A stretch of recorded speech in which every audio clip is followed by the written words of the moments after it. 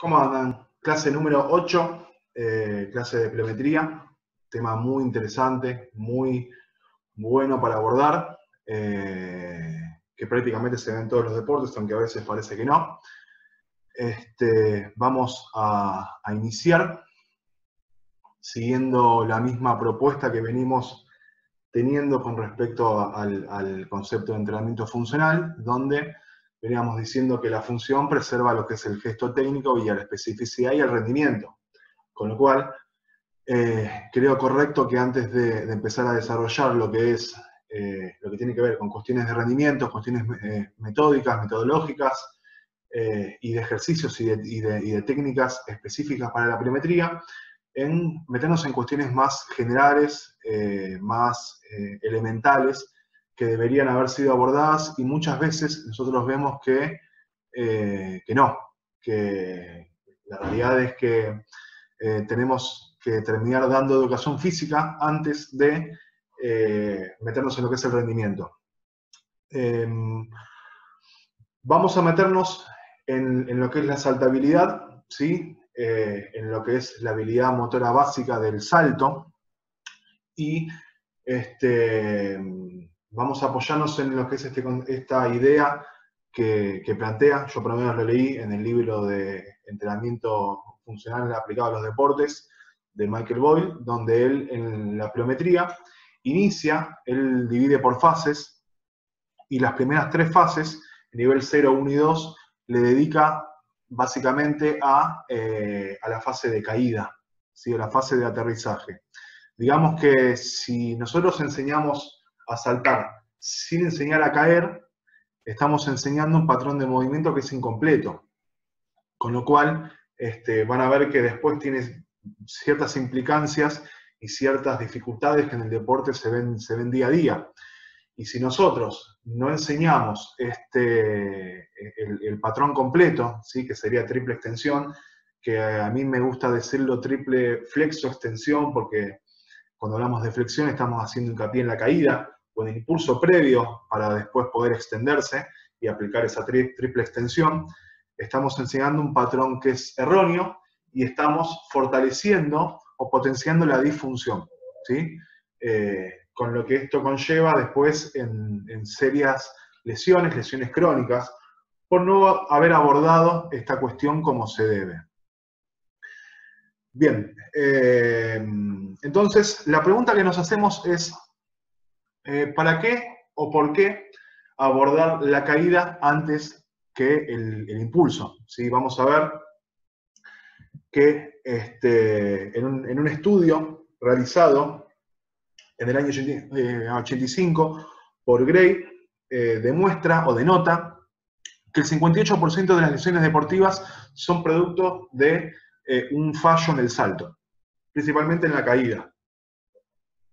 Además, determinaron que las zonas más afectadas son la rodilla y son el tobillo. Y dentro de las lesiones principales fueron la ruptura del ligamento cruzado anterior y el síndrome del dolor patelofemoral, ¿sí? Que es ni más ni menos que dolor de rodilla, dolor en la zona de la rótula. Vamos a ver, por ejemplo, que en deportes como el básquet, deporte que yo jugué 15 años, el mayor índice de lesión se da principalmente en lo que es el tobillo, ¿sí? Es en las caídas, justamente, que puede ser o pisar mal, puede ser que tengas mala suerte, penetres, o después de agarrar un rebote, pises a un compañero o a un contrario, pero muchas veces también se da por sobre-rigidez en el tobillo, ¿sí? Que hace que se pierda lo que es cierta estabilidad, ¿sí? Y además termina causando muchísimos dolores de rodilla, justamente apoyándonos en lo que es lo que habíamos visto, el concepto de articulación por articulación de Michael Boyle. Vemos que nosotros estamos quitando la inmovilidad al tobillo, lo cual es su función primaria, y estamos trasladando esos dolores o al pie o a la rodilla. Pero digamos que la mayoría de las lesiones se terminan dando en lo que es el tobillo. Después vamos a ver otro ejemplo, en el vóley, es muy común que jugadoras y jugadores caigan sobre un solo apoyo, y nosotros vemos claramente que no se abordan las cuestiones referidas a las caídas en edades tempranas, sobre todo en minivóley, y hay algunas técnicas o algunos jugadores o algunas jugadoras que caen en una pierna, pero muchas veces es porque no saben ubicar el peso, ¿sí? Con respecto a ese apoyo, con lo cual es un error en la toma del peso en la caída. Bien, metiéndonos en lo que son los factores, ¿sí? Dentro de los mecanismos que producen estos tipos de lesión, nos vamos a meter en la técnica, ¿sí? Vamos a ver que en el aterrizaje de las técnicas deportivas, ¿sí? Ahí vemos, por ejemplo, que en el vóley, después de un remate, se cae con los dos apoyos. Vemos cómo, ¿sí? Otro ejemplo de una jugadora de handball que muchas veces, producto de una aplicación de fuerza horizontal, ¿sí? Hacia adelante, además de impulsarse de manera vertical, termina cayendo sobre un apoyo y de manera desestabilizada de costado, ¿sí? En un estudio producido por Valiant y Cabanal en el año 85, se demostró que en las caídas se produce una fuerza o las articulaciones o tejidos blandos tienen que soportar una fuerza de reacción terrestre, esto es, uno cae contra el piso, la energía va contra el piso y vuelve hacia el cuerpo, ¿sí? Esto es la ley de acción y reacción de Newton, tiene que soportar fuerzas correspondientes a 6 veces o hasta 6 veces el peso corporal, ¿sí? Con lo cual, esto es un tema. Si nosotros no sabemos caer bien y encima caemos con semejante carga o tenemos que andar soportando semejante carga, estamos en un problema. Con lo cual, una técnica adecuada de caída va a hacer que podamos absorber mejor ese impacto, ¿sí? Podamos aprovecharnos mejor de lo que es la energía cinética, que es lo que vamos a ver cuando nos metamos en el power, para poder aprovechar mejor esa fuerza de reacción que aplicamos en el suelo cuando o caemos para poder impulsarnos de vuelta o antes de saltar para poder impulsarnos, ¿sí? Con lo cual esto va a producir menor estrés en el tejido blando, esto es tendones y ligamentos. Dentro de las consideraciones a tener en cuenta tenemos varios puntos, ¿sí? Flexionar las rodillas, debe haber una leve flexión de rodilla, cosa que el impacto no recaiga sobre las articulaciones de manera tan brusca, ¿sí? Si la flexión es muy pequeña, ¿sí? De 0 a 30 grados, la fuerza que se produce sobre la rodilla es enorme y aumenta considerablemente lo que es el riesgo de lesión. Con lo cual, se dice que se tiene que evitar caer con las rodillas o con las piernas rígidas y se debe evitar caer con el músculo o con los músculos muy flojos, ¿sí? Con lo cual, cuando caemos, cuando tomamos contacto con el suelo, tenemos que acompañar esa flexión, ¿sí? No es aflojarnos y no es tampoco recepcionarlo de manera rígida, sino que es siento contacto con el suelo y acompaño con una flexión, ¿sí? El segundo punto es caer de manera fluida, ¿sí? En un estudio de Vita y Skelly en el año 89, aterrizajes suaves, ¿sí? Y fluidos generaban menor momento de fuerza sobre las articulaciones, ¿sí? Y sobre el tejido blando, reduciendo además lo que es la posibilidad de lesión. Esto no tiene nada que ver con el concepto de rigidez muscular, que es justamente uno de los beneficios que nos da el trabajo de la pliometría, potenciado por el trabajo de la fuerza, que se refiere a lo que es el stiffness, ¿sí? Que mientras mayor rigidez muscular o resistencia a ese frenado tenga el músculo, va a poder aprovecharse o absorber mayor energía cinética para después poder despegarse del suelo de manera más potente. Bien, mantener las rodillas en posición neutra, ¿sí? Esto es evitar el valgo de rodilla. Bien, ahí se ve la primera imagen, que se ve que cae con las rodillas bien, ¿sí? La del medio es una caída con lo que se llama valgo de rodilla, que es juntar o la unión de las rodillas. Si al valgo de rodilla le sumamos una rotación interna de las tibias, corremos serios riesgos de producir lesiones en el ligamento cruzado anterior. Flexionar el tronco, también, ¿sí? Más allá de que nosotros pedimos verticalidad en la caída, ¿sí? Con respecto al tronco, se debe acompañar de manera voluntaria con una flexión para poder dividir lo que son esa fuerza terrestre o esa fuerza de reacción terrestre y que no recaigan solamente sobre rodillas y tobillos. Y en raquis también, por supuesto, por consecuencia de ese impacto brusco. Con lo cual producen menos lesión. ¿Sí? Otro punto importante es el de caer en dos tiempos, ¿sí? Que lo vamos a observar de manera auditiva. Si nosotros escuchamos que los deportistas o las deportistas están cayendo de manera brusca, ¿sí? Y están cayendo en un solo tiempo, se siente el golpe del talón sobre el piso. Ahora, si nosotros vemos, y sumado a lo que veníamos diciendo recién, de acompañar con una flexión voluntaria de tronco, de caer con las piernas no rígidas y encima caer en dos tiempos, vamos a ver que la caída, la recepción de la caída y la absorción de ese impacto va a terminar siendo de manera silenciosa, ¿sí? Pero no hay que confundir lo que es el silencio con la suavidad, o con dejarse caer de manera voluntariamente suave, sino que va a hacer que ese impacto recaiga menos sobre el tobillo. ¿Sí? Nosotros tenemos que caer con la media punta y después con el talón. ¿Sí? Vamos a aprovechar mucho mejor el arco plantar para poder recepcionar ese impacto y vamos a generar mucha menos tensión sobre la rodilla. Bien, por último, nos vamos a meter en lo que son cuestiones generales con respecto a las caídas, cuestiones que tenemos que observar. Vamos a ver en la primera imagen que no hay que caer con las rodillas rígidas, ¿sí? En la segunda imagen de arriba, de izquierda a derecha, se ve lo que es el valgo de rodilla o la unión de las rodillas, eso también está mal.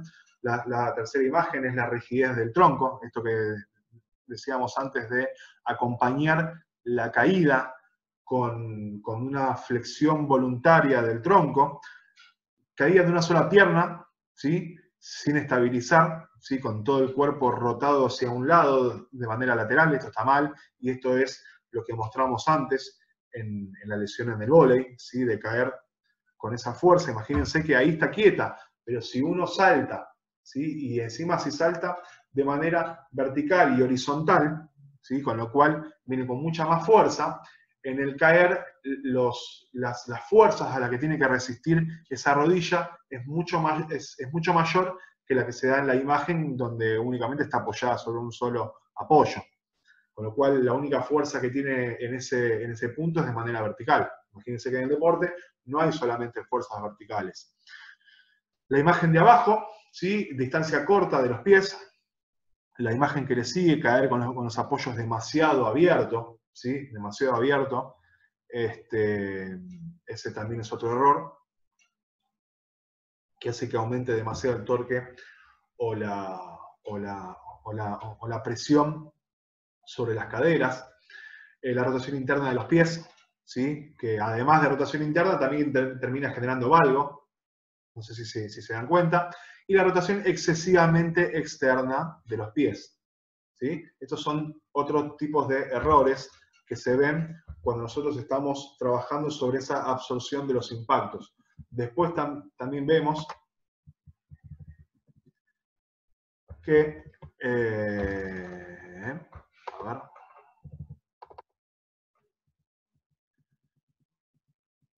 Ahí se ve. Bien. Lo que es no generar o evitar lo que es el valgo cuando caemos en un solo pie. ¿Sí? Saltamos y caemos y las rodillas, ahí se ve correctamente que están rotadas un poco hacia afuera. Esto es activando lo que es el glúteo medio. En contraposición a eso se ve cómo se genera lo que es un valgo de rodilla de manera unilateral, con lo cual es bastante peligroso. Puede pasar que en algunos casos una persona evalúe lo que es una sentadilla de manera bilateral, ¿sí? Y no se produzca lo que es el valgo, ¿sí? Y cuando se evalúe la misma sentadilla sobre una sola pierna, puede ser que al quedar en un solo apoyo por falta de control motor o acortamiento, ¿sí? que puede ser del tensor de la fascia lata, puede ser que se rote hacia adentro y se produzca lo que es el valgo de rodilla. Esto me lo comentó un colega, Pato, de la policía, que en su caso les pasaba esto, que él evaluaba lo que es la sentadilla de arranque y quizás esos datos le daba bien, pero cuando se pasaba al apoyo unilateral, ¿sí?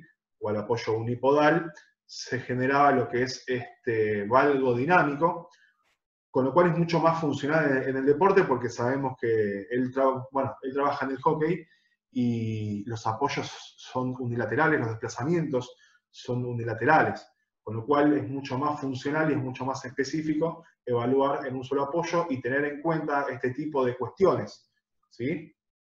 Esto es un poco lo que habíamos hablado también en lo que es la fundamentación del FMS, que en algunos deportes quizás nos da bien, ¿sí? o nos puede dar mal, pero no corresponde a la especificidad o a la adaptación que produce en el deporte, ¿sí? Con lo cual, en este caso, es mucho más aplicable una evaluación o un testeo de un ejercicio unilateral, ¿sí? que en lo que corresponde a una ejecución de un ejercicio bilateral. Bien, y ahora sí, metiéndonos en lo que es la clase que nos compete, ¿sí? ya después de habiendo analizado todas las cuestiones referidas a los saltos, el por qué las caídas primero, la importancia en el deporte de saber caer bien y vamos a ver que también tiene que ver con saber frenar, son claves antes de enseñar a hacer o a cumplir los métodos y los ejercicios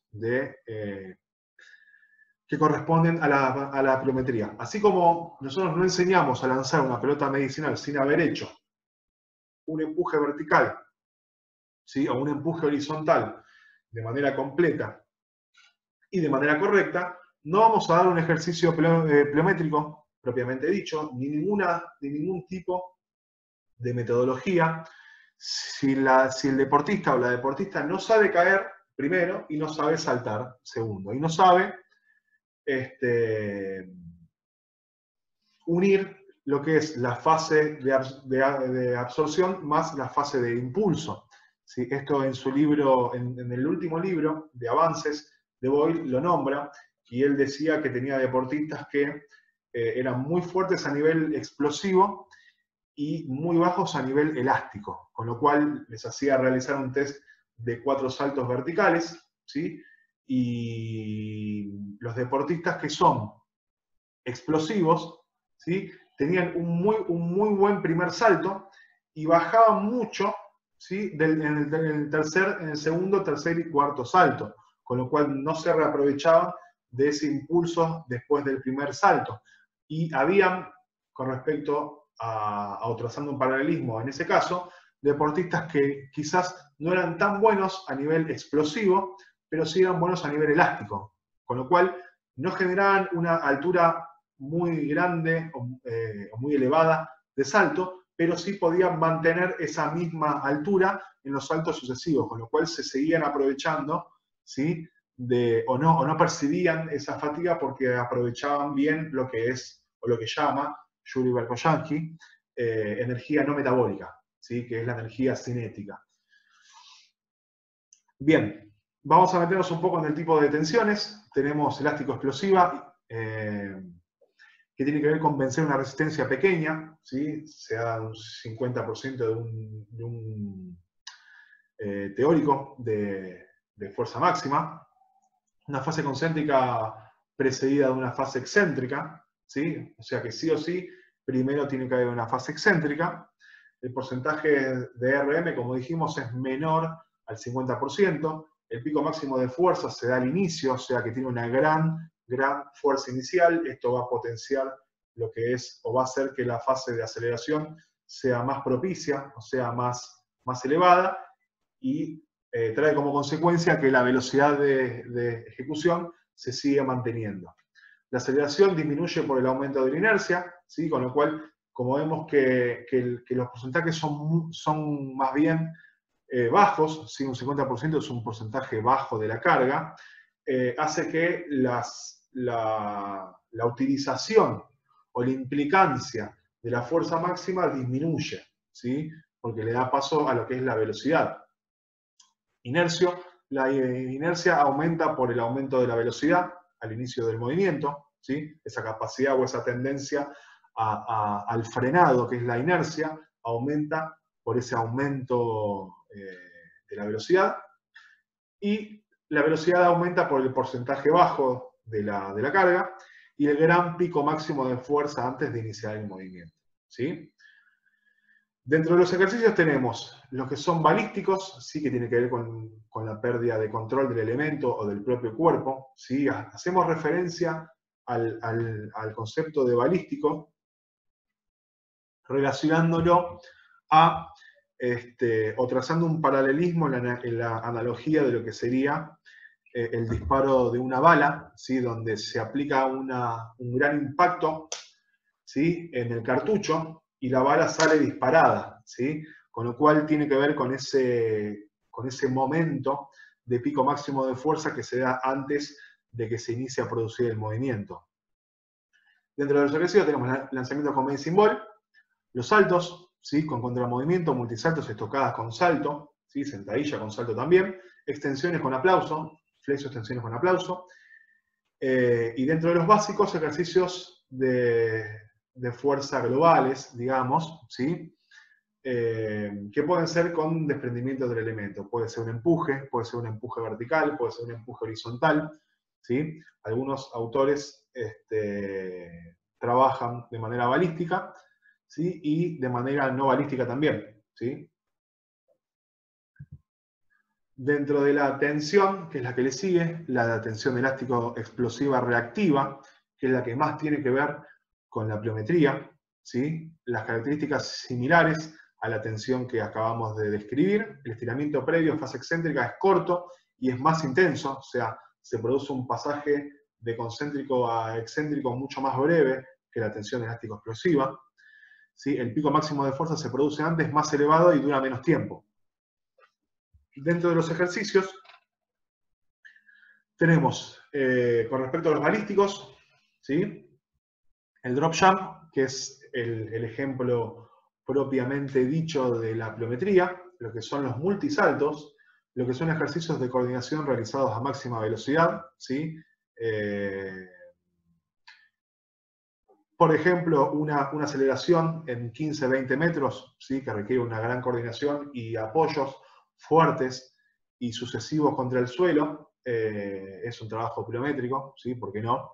La extensión es con aplauso y los pasos con medicine ball siempre y cuando la velocidad o ese pasaje de fase excéntrica a concéntrica sea muy elevada.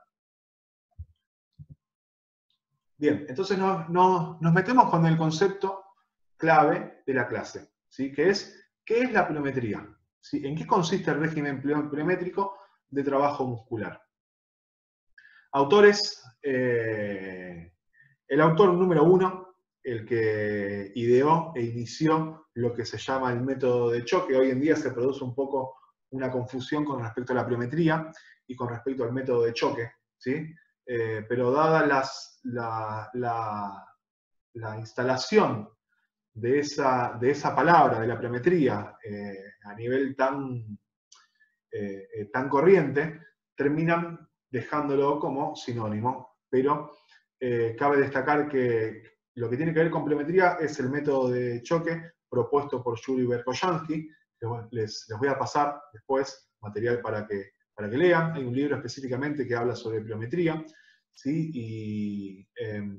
Y muestra qué es lo que produce, ¿sí? Por qué lo llaman método de choque y qué tipo de beneficios tiene, ¿sí? Bien, movimientos que se inician específicamente en la fase excéntrica, ¿sí? Tienen un pasaje muy breve, esto es de 100 a 300 milisegundos, ¿sí? Esto es 0,1 o 0,3 porcentaje con respecto a un segundo, ¿sí? Un segundo son 1000 milisegundos, con lo cual 100 y 300 milisegundos es mucho, mucho más veloz y menos tiempo que lo que se da en un segundo. A la fase concéntrica, ¿sí? Que tiene que ver con el SEA, que es el ciclo de estiramiento-acortamiento.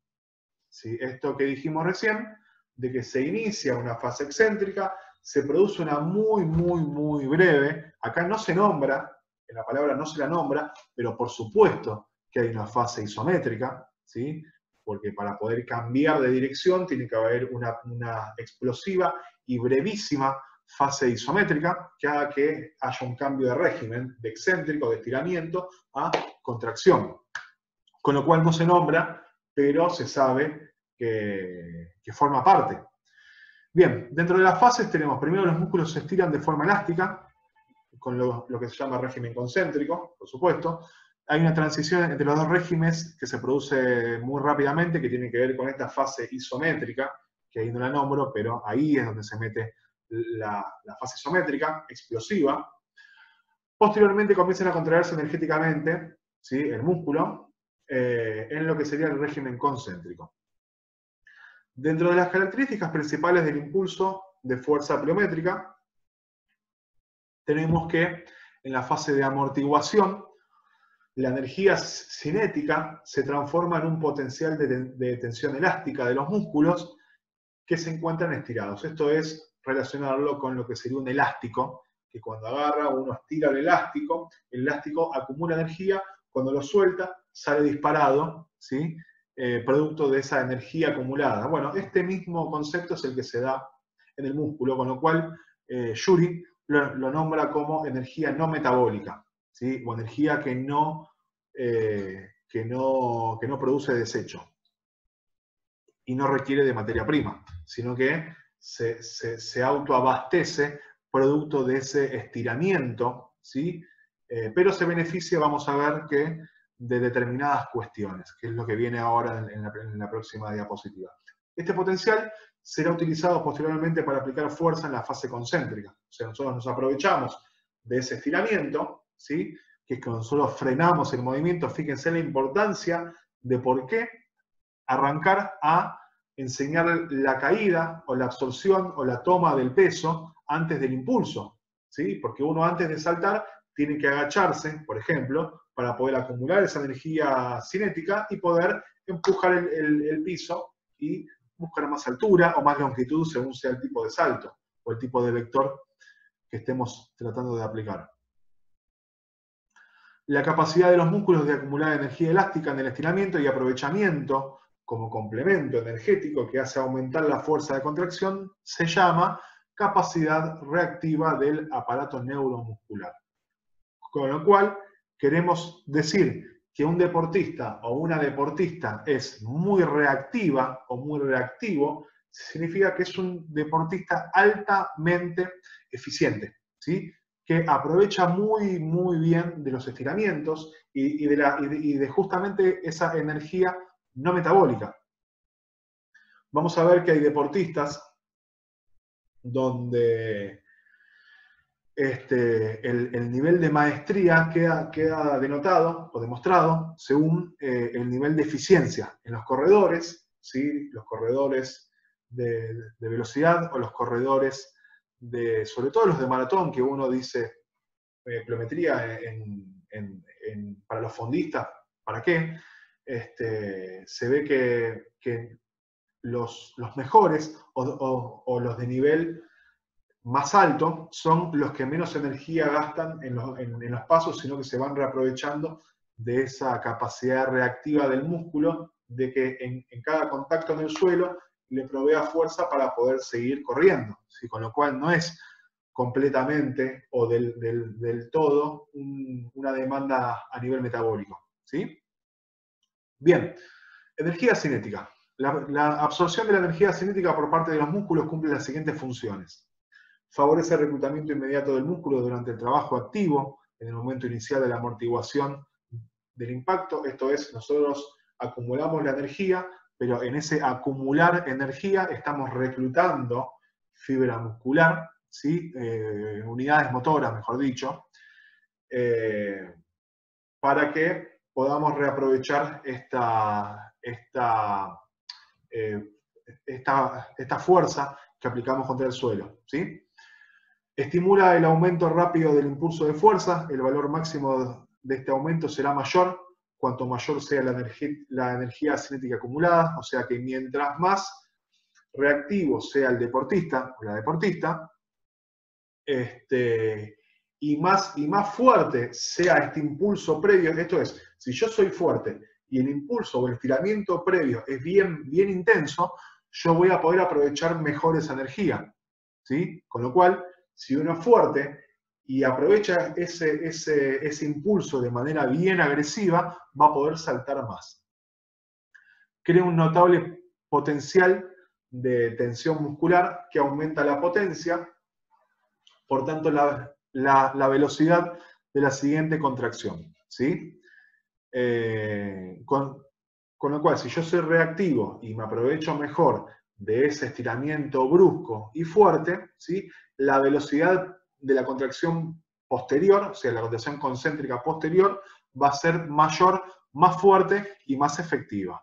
Entonces, el régimen pliométrico se caracteriza principalmente por un estiramiento brusco de los músculos ya tensos de antemano. Esto es el concepto de stiffness o rigidez muscular, ¿sí?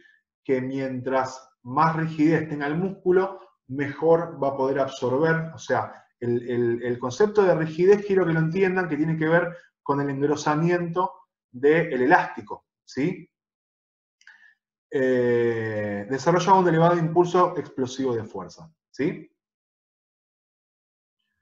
Bien, dentro de los efectos generales que tienen los trabajos pliométricos, ¿sí? Es que mejora los procesos neurales, esto que venimos hablando siempre de reclutamiento muscular, ¿sí? Sincronización y frecuencia de disparo. Estos procesos se ven totalmente beneficiados y potenciados. Mejora la potencia, ¿sí? La fuerza con respecto a la velocidad, esto es porque también mejora lo que es la tasa de desarrollo de la fuerza, con lo cual, si producimos mejoras en la curva de fuerza-tiempo, por consecuencia, ¿sí? También producimos mejoras en la curva de fuerza-velocidad. Acuérdense que más fuerza en menos tiempo es la misma carga a mayor velocidad, ¿sí? Si mejoramos, si aplicamos más fuerza en el menor tiempo, vamos a poder desplazar esa misma carga de manera más veloz. Con lo cual es otro de los beneficios que nos da los trabajos pliométricos.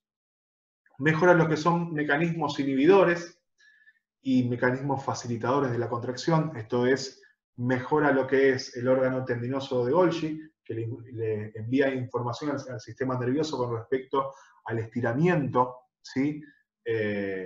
Al nivel de tensión que soporta el músculo, y es analizado por el tejido blando, por tendones y ligamentos, y la facilitación, ¿sí? Que tiene que ver con el uso muscular. Si nosotros desinhibimos, ¿sí? Los músculos que tienen que actuar e inhibimos los músculos antagonistas en este caso, ¿sí? La contracción posterior es mucho mayor.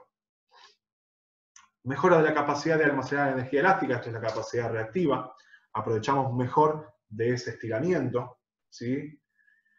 Mejora de la eficiencia mecánica, o sea, gastamos menos energía, trabajamos mucho mejor con energía no metabólica. La mejora de la tolerancia a la carga de entrenamiento, ¿sí? Producto de que somos más eficientes, toleramos mejor la carga y nos hacemos muchos más efectivos y eficaces también. Consideraciones a tener en cuenta para implementar la pliometría. Sobre todo, en el primer punto que tiene que ver con la edad, tiene que ver más que nada con cuestiones de carga de entrenamiento, ¿sí? Lo que lesiona no es la intensidad, sino que es el volumen. O sea, si a un chico sano lo haces saltar una vez sobre una altura medio elevada, no deja de ser peligroso, pero es menos peligroso que tenerlo saltando un conito durante media hora seguida haciendo 300 repeticiones.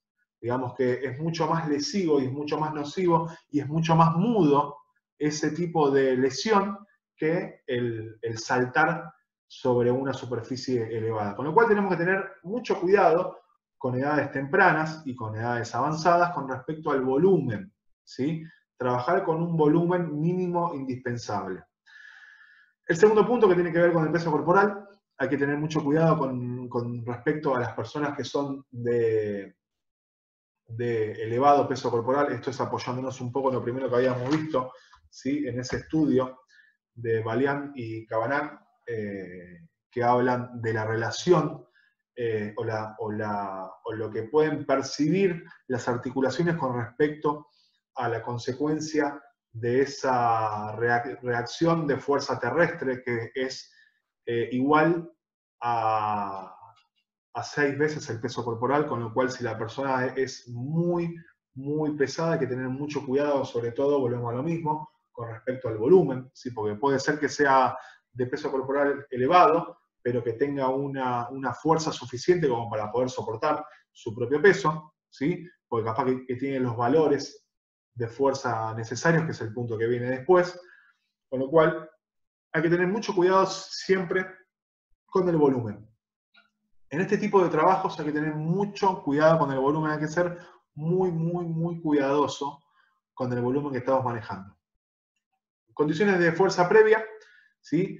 Yuri, en su libro sobre pliometría, recomienda, Vadillo también apoyado en esta propuesta de Berkoyanski, recomienda tener valores de 2.0 de fuerza relativa, esto es levantar en sentadilla, perdón. Esto es levantar 2 veces el peso corporal, si peso 100, tendría que poder realizar una sentadilla completa con 200 kilos.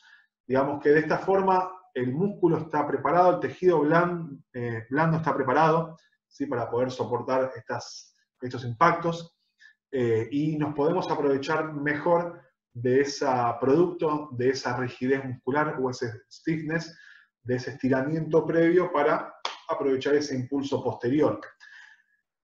Requerimientos del deporte, ¿sí? Hay deportes donde requieren mayor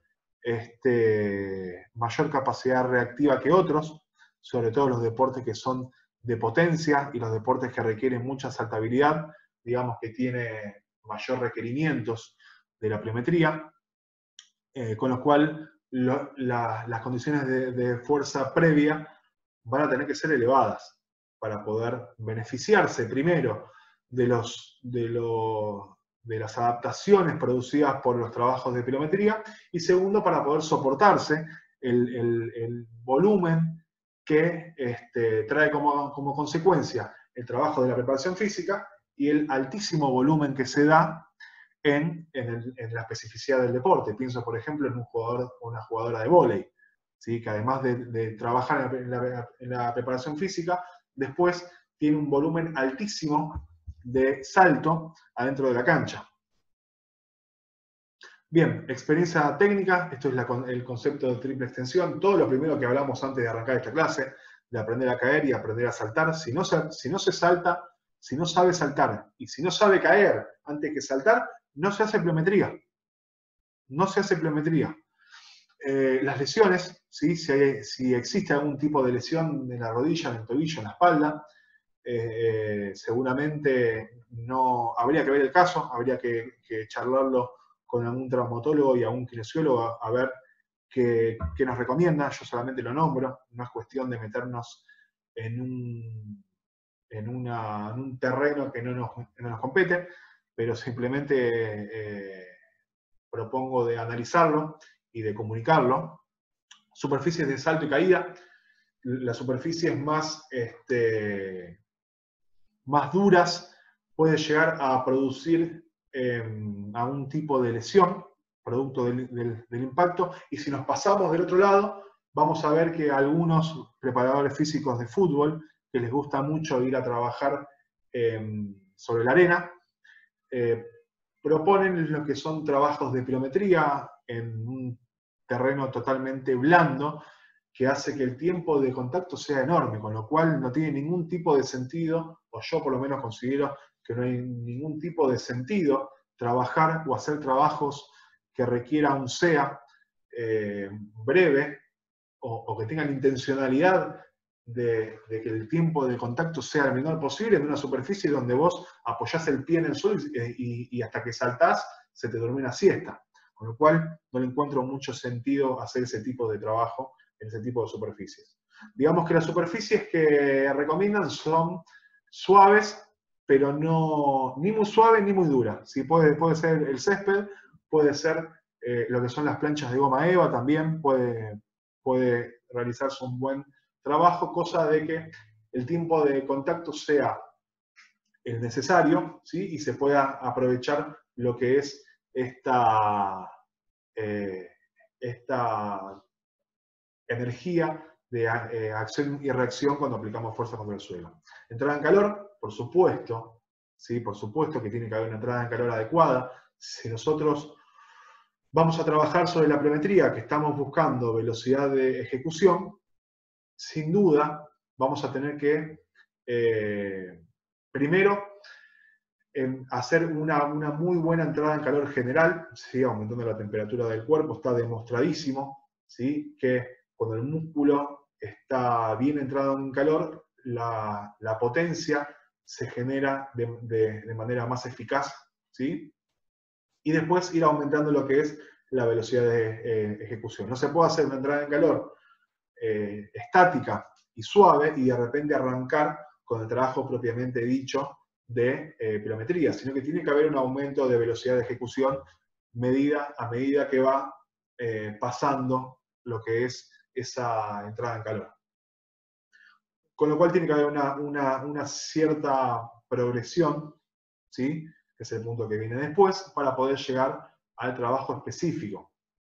Pero también tiene que ver la progresión con respecto a lo que habla, y ahí de vuelta me apoyo al concepto de pliometría de Boyle, donde hace una correcta progresión, primero desde la absorción de la caída y apoyados en los principios de variabilidad y multilateralidad, para después poder trabajar sobre la pliometría propiamente dicha, ¿sí? Con lo cual creo que es el camino correcto.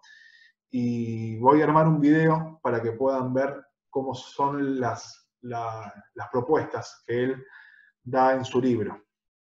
Bien, la recuperación y la pausa es fundamental, ¿sí? Si buscamos velocidad de ejecución. Esto es un poco metiéndose en lo que son los factores de la carga. Si estamos pidiéndole al deportista o a la deportista que haga un gesto que es intenso, ¿sí? El volumen tiene que ser bajo porque es inversamente proporcional y la densidad tiene que ser baja. O sea, tiene que haber una buena recuperación entre cada serie. Y por supuesto que la frecuencia de utilización, ¿sí? Tenemos que darle tiempo, sobre todo al tejido blando, a que se recupere de los impactos producidos y las tensiones generadas producto de esos estiramientos y esos impactos para poder reutilizarlo otra vez. ¿Sí? Recomiendan entre 48 y 72 horas. Bien. Entonces, bueno, venimos hablando de qué es la pliometría. Ahora, la pregunta es, ¿para qué? ¿En dónde lo voy a utilizar? ¿En todos los deportes se da? ¿Sí? ¿No? Bueno, es un poco también tratar de responderlo con los ejemplos prácticos. Si vamos a ver que dentro de la pliometría tenemos lanzamientos, ¿sí? Por ejemplo, el lanzamiento de handball, Tenemos dentro de lo que son los golpeos, que pueden ser los deportes de combate, boxeo, demás, y el remate de vóley, ¿sí? También tiene un cierto componente de golpeo. Dentro de lo que es la saltabilidad, por supuesto, a nivel unilateral y bilateral, en un apoyo y dos apoyos, por ejemplo el vóley, el básquet, el salto triple, ¿sí? Video citándolo un poquito a Pau. Les recomiendo que vean, dicho sea de paso, el video de análisis que hizo Pau. Es muy, muy, muy bueno, ¿sí? Es breve, conciso y es muy interesante. Bien, los cambios de dirección, por supuesto, ¿sí? Las aceleraciones, esto primero que habíamos dicho antes, y las desaceleraciones, ¿sí? Son todos los gestos donde se ve que tiene cierta demanda, ¿sí? Sobre la pliometría, o sobre todo sobre la fase de estiramiento o de frenado, ¿sí? Porque en la desaceleración, mientras yo más reactivo sea, voy a necesitar menos espacio para poder frenar. Y digamos que si vienen dos jugadores, uno con pelota y uno sin pelota, y el que tiene pelota necesita 2 metros para frenar, y el que no tiene pelota necesita 4, bueno, digamos que el jugador que viene con pelota tiene una gran ventaja con respecto al otro jugador. Y ese jugador es mucho más reactivo que el otro. O sea, fíjense cómo no solo se utiliza la saltabilidad, sino que se dan muchos gestos. Y es importantísimo. Bien, ahora nos metemos en lo que es el método pliométrico. Y si hablamos de método pliométrico, es sinónimo de drop jump, que es el ejercicio de dar el paso hacia adelante. Estamos arriba de un cajón, damos un paso adelante, nos dejamos caer, ¿sí? No ponemos fuerza, no estamos rígidos en el aire, sino que estamos suaves, relajados. Caemos, tomamos contacto con el suelo y en el menor tiempo posible, ¿sí? Aplicamos la mayor cantidad de fuerza posible y buscamos la mayor altura posible. Fíjense la complejidad de este gesto. Y si nos metemos un poco en lo que son los factores de la carga, tenemos lo que es la intensidad, que es referida a la altura de caída. Si vamos a hablar de baja intensidad, de 0 a 30 centímetros, de media intensidad, de 30 centímetros a 70, ¿sí? 70 ya sería media alta, y alta sería de 70 centímetros a 1 metro. Dentro de lo que es el peso añadido, ¿sí? Tenemos lo que es el 3 o el 15% del peso corporal. Algunos autores lo nombran como el peso corporal magro. Es un tanto complejo, la verdad. Dentro de lo que es el volumen, tenemos de 2 a 6 series. Dentro de las repeticiones tenemos de 4 a 6, ¿sí? El número de saltos, entre 4 y 10 saltos.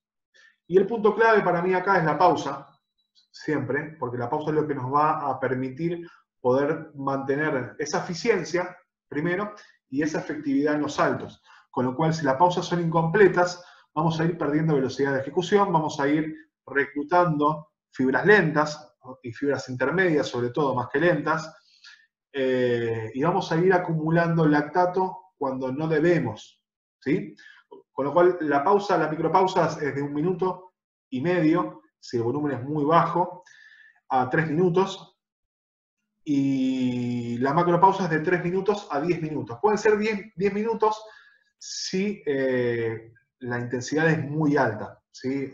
Hay casos donde se requieren hasta 10 minutos, y si encima el deportista o la deportista es muy pesada, va a requerir de más tiempo para poder recuperarse. Dentro de los movimientos pliométricos básicos, proponemos saltos sin carrera sobre un cono, ¿sí? Salto sin aceleración, ¿sí? Saltos cortos sobre conos, ¿sí? Hacia adelante, salto lateral sobre un cono, saltos laterales múltiples hacia el costado, saltos múltiples frontales sobre vallas, buscando altura, ¿sí? Saltos al cajón, saltos en extensión, que es salto buscando más distancia, multisaltos, que es saltos en extensión pero encadenados uno tras del otro, drop jump, ¿sí? Que es este ejercicio que estaba explicando recién, que ahora lo vamos a abordar de vuelta, pases con medicine ball, esto es referido a tren superior, y extensiones con aplauso. Bien, dentro de los ejercicios para tren inferior tenemos el Contra Movement Jump o salto con contramovimiento, CMJ.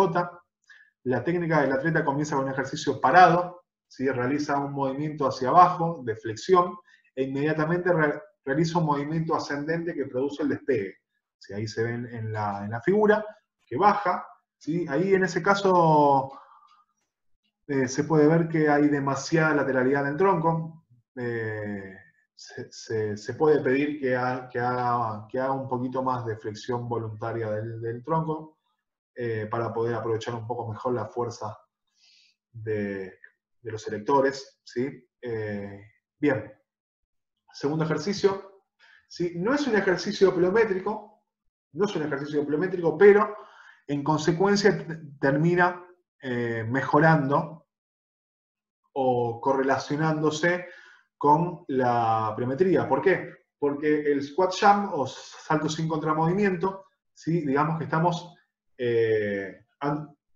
anulando lo que es esta fase elástica, ¿sí? O fase de absorción de la energía, porque bajamos, ¿sí? Nos quedamos en la flexión, contamos hasta 3 segundos y saltamos. ¿Sí? Digamos que es un ejercicio que relacionándolo o metiéndonos un poco en ese ejemplo que les puse antes de Boyle, cuando habla del el atleta que es explosivo versus el elástico, digamos que estamos fortaleciendo o trabajando puntualmente sobre esa fase de impulso, ¿sí?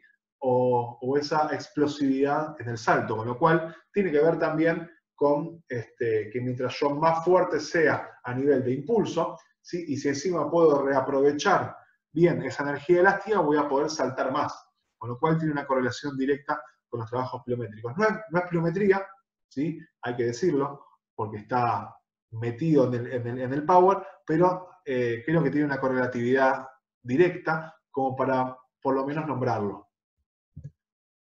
Bien, el drop jump, ¿sí? Es el salto reactivo pliométrico, saltos en profundidad.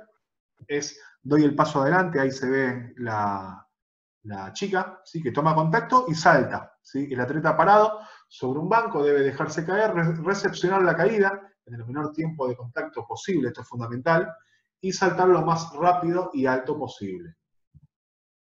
Bien, dentro de las variantes de saltos, digamos que los 3 ejemplos anteriormente nombrados, el Contra Movement Jump, el Squat Jump y el Drop Jump, son ejercicios quizás que ya habrán visto en evaluación en años anteriores, son ejercicios que se utilizan para evaluar la capacidad de salto, algunos concéntrico puro, como el Squat, y evalúa lo que es la fuerza explosiva, y otros como el Contra Movement Jump, se mete más en lo que es la tensión elástico-explosiva, ¿sí? Un estiramiento previo, pero no tan explosivo, ¿sí? Porque no tiene tanta inercia, como sí tiene el drop jump, que es un ejercicio que tiene una tensión elástico-reactiva explosiva, ¿sí?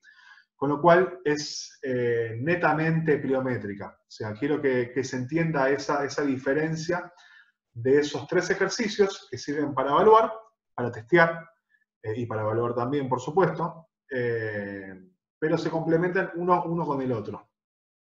Bien, dentro de las variantes de salto tenemos los multisaltos. La técnica debe ser realizar un salto horizontal a la mayor longitud posible. Esto es, voy lo más lejos que pueda, ¿sí? Estocada con salto. El atleta, desde la posición de estocada, debe realizar un salto vertical y cambiar de apoyo para realizar nuevamente otro salto. ¿Sí? Puede ser pliométrico, puede ser elástico explosivo. Esto es teniendo en cuenta el tiempo de contacto y la velocidad que nosotros pedimos que tenga para pasar de un impulso a otro. Bien, sentadilla con salto. Esto es el claro ejemplo de cómo hacemos que un básico, ¿sí? Se transforme en balístico. ¿Sí? Dentro de la técnica, el atleta debe realizar una sentadilla, puede ser profundo o parcial, según el tipo de carga que utilice, siempre trabajando con cargas medias bajas, por supuesto, ¿sí?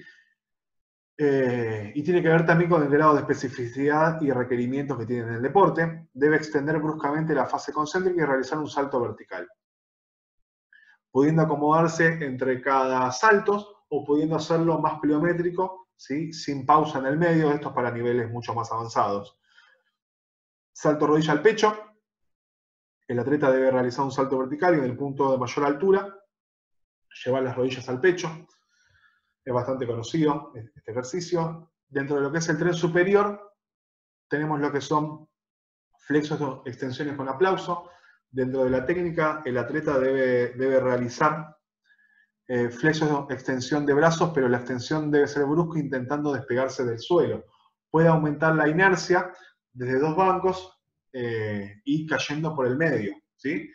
Se ve más en avanzado que se realiza esto. Se empujan desde abajo y tratan de subirse a los bancos, o arranca desde el banco, ¿sí? O desde los steps, que es un poco más bajo, y aumenta lo que es esa inercia y ese impulso para poder aumentar o hacer que la fase de estiramiento sea más brusca y más elevada.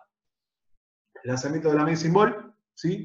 Lanzamiento con pelota medicinal. La técnica con respecto a los lanzamientos rectos es de pases, se correlaciona directamente con lo que es el patrón de movimiento de empuje horizontal, tanto como la flexo extensiones de brazos, ¿sí? El atleta debe realizar los pases de pecho rectos a la máxima velocidad de extensión de brazos posible. Dentro de los lanzamientos diagonales, ¿sí? En este caso tenemos un empuje más una rotación, ¿sí? Rotamos y empujamos, gesto que se correlaciona más que nada con los deportes de contacto, ¿sí? Y algunos de lanzamiento, como el softball. El atleta debe realizar pases diagonales tratando de secuenciar la acción de tren superior, zona media y tren inferior, ¿sí? Bien, lanzamiento sobre hombros. El atleta debe realizar lanzamientos sobre la cabeza utilizando la máxima extensión de los brazos posible, ¿sí? En este caso, verán, en todos estos casos, ¿sí? Verán la importancia o notarán la importancia del núcleo para evitar, en función de esa aceleración y esas fuerzas que van para todos lados, que no colapse el tronco para todos lados, en flexión, en inclinación, ¿sí? Ven como en este tipo de ejercicios empieza a requerirse cada vez más la demanda de antemovimiento que tiene el tronco. Lanzamientos contra el suelo. La técnica del atleta parte de la posición de extensión total del cuerpo y en una brusca flexión del tronco lanza la pelota contra el suelo en forma recta, ¿sí? Esto es, lanzo pero desde la flexión de la cadera. Es importantísimo poder mantener, y ahí se ve en la imagen de abajo, cómo la persona lanza hacia abajo, pero no colapsa en flexión, sino que lanza desde una bisagra de cadera, ¿sí? Ojo con este movimiento. Lanzamientos desde vitalizaciones, ¿sí? El atleta desde la posición inicial de vitalizaciones debe realizar una brusca triple extensión y lanzar la pelota hacia atrás, ¿sí? Esto se aprovecha o se trabaja en lo que es esa mecánica de triple extensión de manera brusca.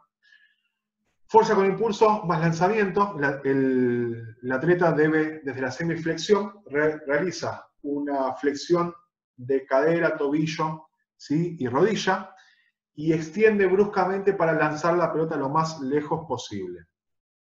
Bien, creo que quedó bastante claro la necesidad o la importancia de poder aplicar ciertos conceptos que ya venimos trabajando, que son los de núcleo, que en este tipo de temáticas se ven claramente abordados, y también la importancia de trabajar lo que son los patrones básicos de movimiento, ¿sí? Apoyados firmemente sobre lo que es el concepto de entrenamiento funcional y lo que son las habilidades motoras básicas, que muchas veces son descuidadas o dejadas de lado en los colegios y que después nos traen muchos dolores de cabeza, ¿sí? Porque nosotros estamos aplicando carga sobre un gesto que es erróneo y estamos potenciando lo que es la disfunción. Así que bueno, queda por reflexionar y por entender que antes de meter una metodología y un trabajo de volumen específico,